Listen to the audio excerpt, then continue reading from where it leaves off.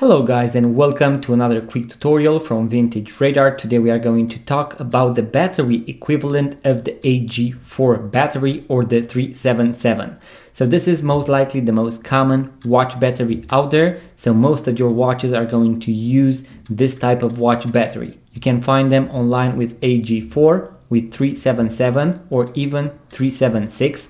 I'm also going to insert an image to make sure that you find the exact watch battery equivalent for your watch. Also, I'm going to leave a link in the description box below to this exact watch battery type.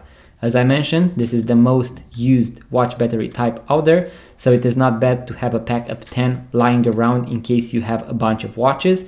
As you can see guys, I have a lot of watch battery types, a lot of different watch battery brands, and I'm going to make a video so that you know all the watch battery types out there and their equivalent.